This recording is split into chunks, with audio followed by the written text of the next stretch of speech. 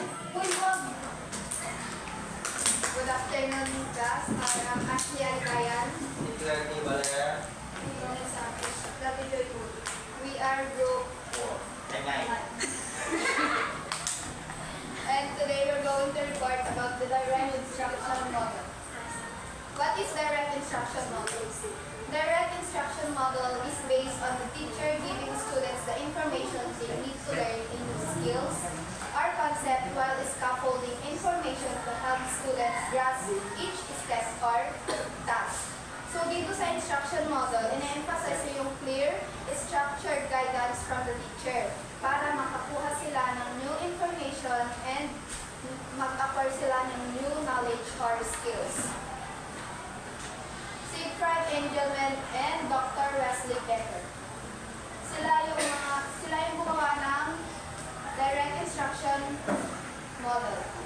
Direct instruction model was developed over time between the years 1969 and 1993.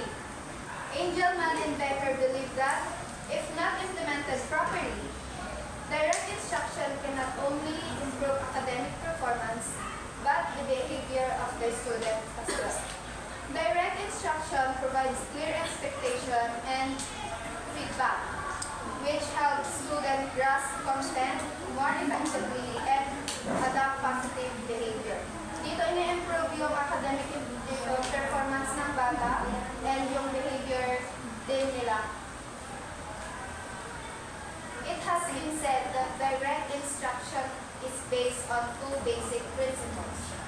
All students can learn when taught correctly, regardless of the past history and background.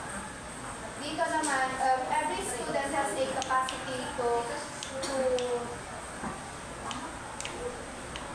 learn new skills, knowledge, and acquire skills para sa appropriate teaching methods tailored to their needs. Tapos dito naman sa all teachers can be successful given effective teaching materials and presentation techniques. Teachers have the potential to be effective educators para yung mga students is may ma-acquire na knowledge, may malaman ng mga skills para sa kanilang sarili. Direct instruction model. I do.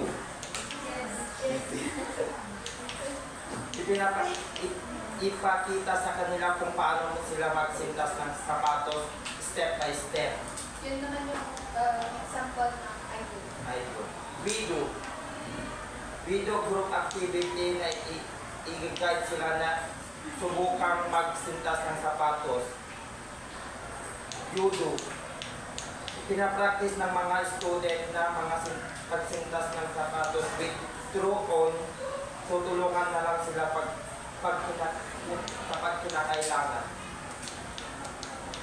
Okay.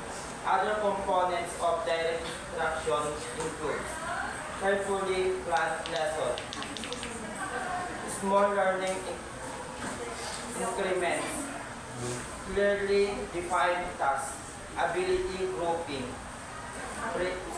frequent assessment, research-based, teachers that are recurrent to change.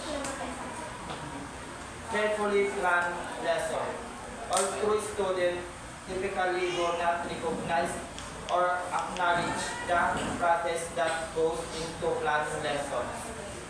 It is very important that teachers carefully plan each lesson in a way that best with the layout of direct instruction for his classroom. Direct instruction has specific aspects that are followed with lesson planning. Some of these aspects are including brief testing of the student, organized instruction, short exercise, read across different standard and a sheet between teacher guided learning to student guided format. Ito naman ay Direct instruction emphasizes that teachers should carefully plan their lesson. This means thinking about the steps involved, how to present information and how to check for understanding.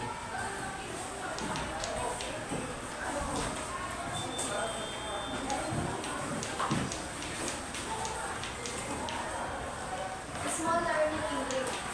Small learning agreements are important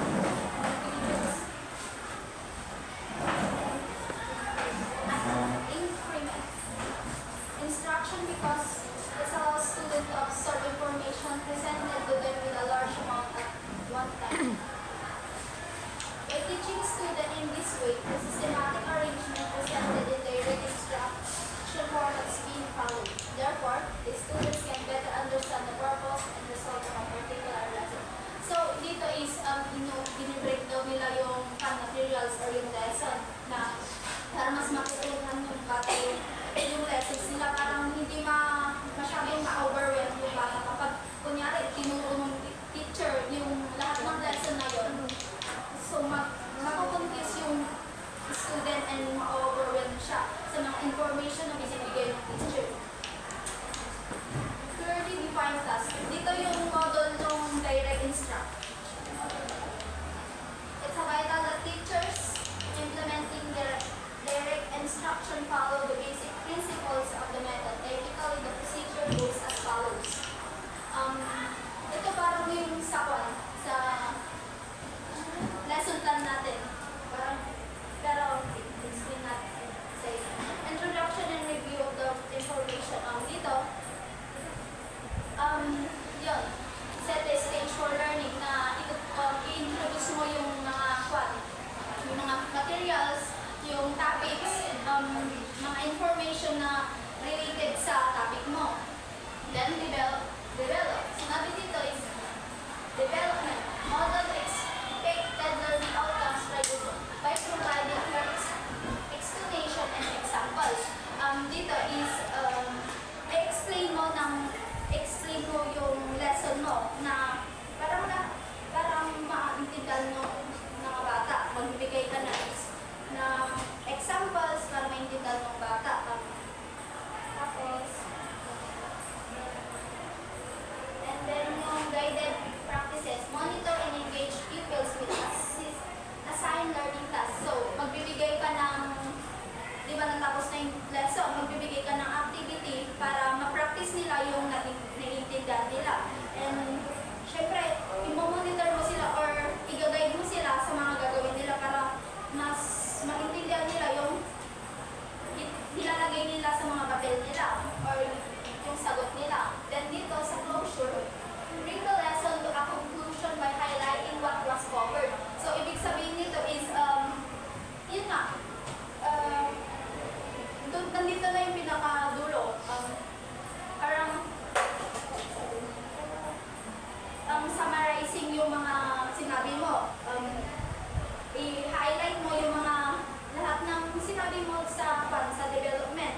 Lahat ng dapat malaman ng bata or parang i-assess mo sila kung ano yung natutunan nila. Parang doon rin sa lesson plan na, diba, sa generalization, tatanungin natin sila kung ano yung naiintindihan nila sa lesson. So, dito yung closure.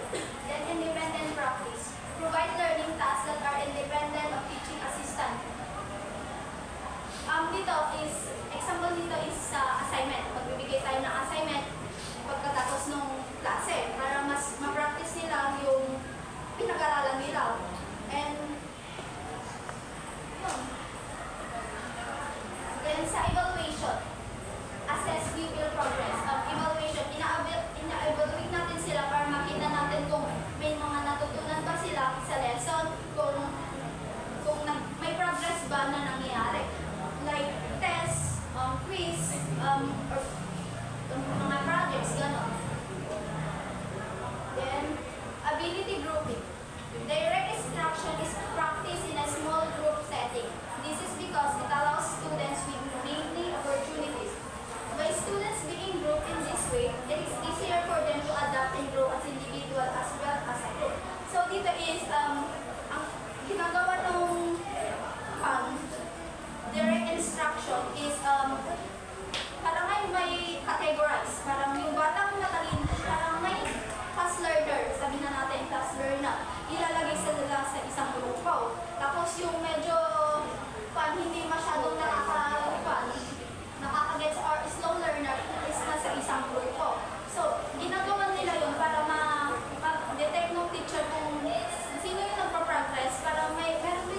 individualized plan para sa batang yun. Kung kunyari, kasi kapag di ba kunyari, sa isang grupo, sa isang classroom, meron yung slow learner, meron yung yung fast learner. Tapos yung teacher is hindi nila ginugrupo yun.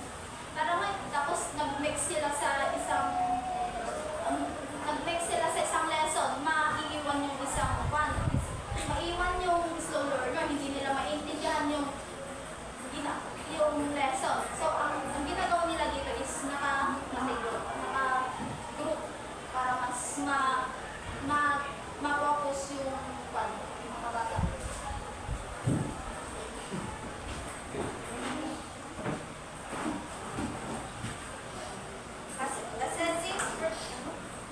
Assessing student frequently allows teacher to keep better track or a student progression or regression. This also grants teacher the ability to easily have feedback of the lesson. Frequent assessment of students is not only helpful for teachers but also for students. It allows students to monitor their progress academically. Ito yung parang regular na chinecheck ng guro ang kaalaman ng mga estudyante or yung parang ano yung natutunan nila sa isang lesson. Research-based.